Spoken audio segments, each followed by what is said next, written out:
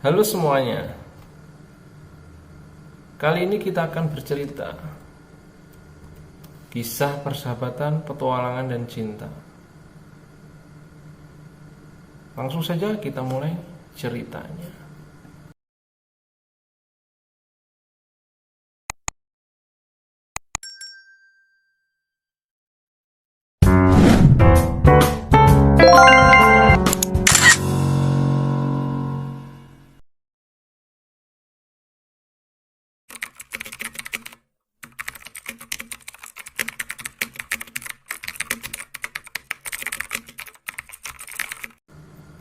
Negeri awan dan kristal.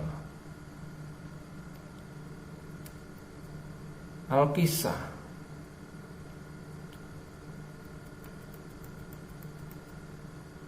Di kaki suatu gunung yang menjulang tinggi,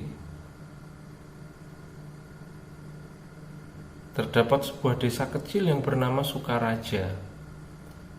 Di desa itu tinggallah dua orang pemuda bernama Rio dan Bima. Rio si pendiam yang penuh dengan ide kreatif, dan Bima si pemberani dengan semangat yang membara. Mereka adalah sahabat karib yang selalu bersama dalam suka dan duka, bagaikan dua sisi mata uang yang tak terpisahkan. Suatu hari yang cerah di loteng rumah Rio yang penuh dengan debu dan barang-barang antik, mereka menemukan sebuah peta kuno yang tersembunyi di dalam kotak kayu tua. Peta itu terbuat dari kulit binatang yang sudah usang dan penuh dengan gambar-gambar aneh dan tulisan tangan yang hampir pudar. Rasa ingin tahu mereka berdua pun tergelitik. Berjam-jam mereka habiskan untuk mempelajari peta itu, berusaha menerjemahkan simbol-simbol dan tulisan tangan yang nyaris tak terbaca. Seolah-olah peta itu menyimpan sebuah rahasia besar yang menunggu untuk diungkap. Menurut peta ini ada sebuah negeri ajaib bernama Negeri Awan dan Kristal, kata Rio dengan mata bersinar dan penuh semangat. Konon, negeri itu penuh dengan keindahan dan misteri yang tak terbayangkan. Benarkah? Tanya Bima dengan antusiasme yang tak tertahankan. Ayo kita pergi ke sana, pasti akan menjadi petualangan yang luar biasa. Lanjut Bima. Keesokan harinya dengan diiringi doa dan restu dari keluarga mereka, Rio dan Bima memulai perjalanan mereka menuju negeri awan dan kristal. Mereka membawa bekal makanan dan air minum yang cukup, serta beberapa peralatan yang mereka rasa akan berguna di perjalanan.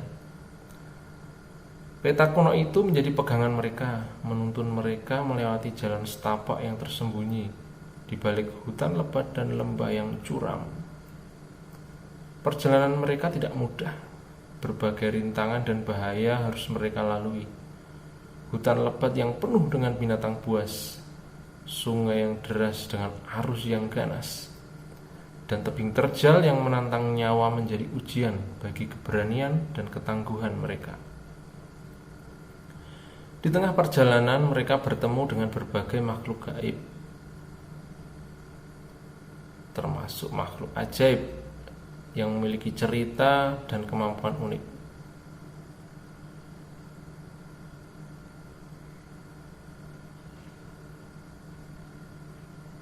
Berbagai makhluk ajaib ini salah satunya ada peri kecil yang lincah dan suka menari dengan riang. Ada pula kurcaci bijaksana yang pandai membuat senjata dan peralatan, dan naga raksasa yang gagah berani dengan kekuatan yang luar biasa. Setelah berhari-hari menempuh perjalanan yang penuh dengan rintangan, Rio dan Bima akhirnya tiba di negeri awan dan kristal. Negeri itu bagaikan surga yang turun ke bumi. Langitnya berwarna biru cerah dengan awan-awan putih yang bergerak dengan indah. Pepohonannya terbuat dari kristal berkilauan yang memancarkan cahaya yang mempesona. Sungainya mengalir dengan air jernih air yang jernih dan menyegarkan. Dan di kejauhan sebuah istana megah terbuat dari kristal raksasa berdiri dengan anggun. Nah, Rio dan Bima disambut dengan hangat oleh penduduk negeri awan kristal. Mereka diajak ke istana untuk bertemu dengan Ratu Aurora. Namanya Ratu Aurora, pemimpin yang bijaksana dan penuh kasih. Ratu Aurora menceritakan kepada mereka tentang sejarah negeri awan dan kristal, tentang keindahan dan misterinya, tentang bahaya yang mengancam negeri mereka. Di negeri awan dan kristal, Rio dan Bima tidak hanya menemukan petualangan yang luar biasa, tetapi juga cinta yang tak terduga. Rio jatuh cinta pada Luna, seorang peri cantik dengan suara merdu yang mampu menenangkan jiwa. Kemudian Bima terpikat oleh Laras, seorang kurcaci pemberani dengan semangat yang tak kenal lelah. Cinta mereka tumbuh di tengah petualangan yang penuh dengan bahaya. Rio dan Bima harus belajar untuk menyeimbangkan antara rasa cinta mereka dan tanggung jawab mereka untuk melindungi negeri awan dan kristal. Ancaman yang dihadapi negeri awan dan kristal datang dari sebuah kerajaan yang gelap dan penuh dengan kebencian. Raja Azril, pemimpin kerajaan itu, berniat untuk menguasai negeri awan dan kristal dan mengubahnya menjadi tempat yang kelam dan penuh dengan ketakutan.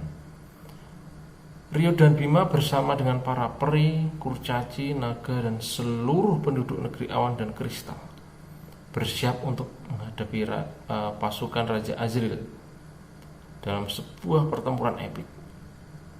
Pertempuran itu berlangsung sengit dan penuh dengan darah. Kekuatan sihir, kekuatan pedang beradu dalam pertarungan yang menentukan nasib negeri awan dan kristal.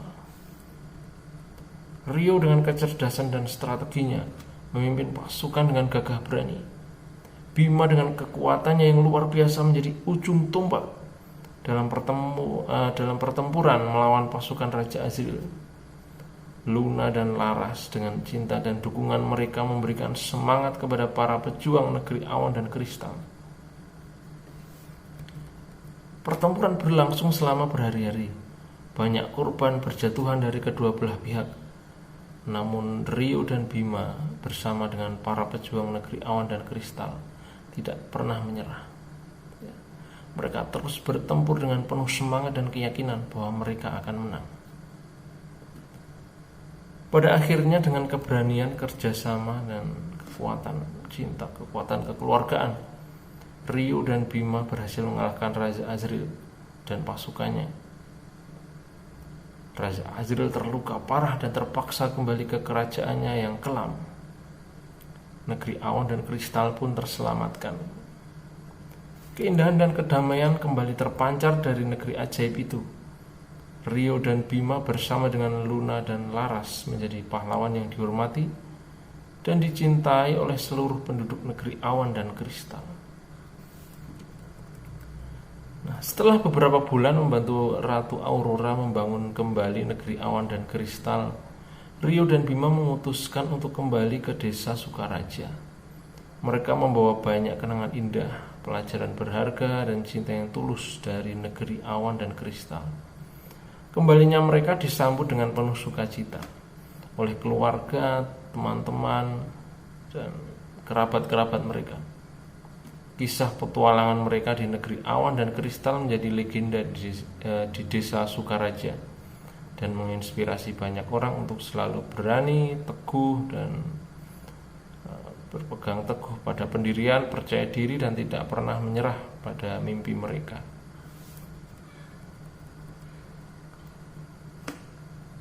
Nah, bagaimana dengan Rio dan Bima kemudian? Rio dan Bima kemudian menikah dengan Luna dan Laras masing-masing ya, dan mereka hidup bahagia di desa Sukaraja. Mereka tidak pernah melupakan petualangan mereka di negeri awan dan kristal. Mereka selalu menceritakan kisah-kisah itu pada anak-anak mereka sebagai pengingat bahwa cinta, persahabatan, dan keberanian dapat mengalahkan segala rintangan. Ya, demikian cerita kali ini. Sampai jumpa di video-video berikutnya.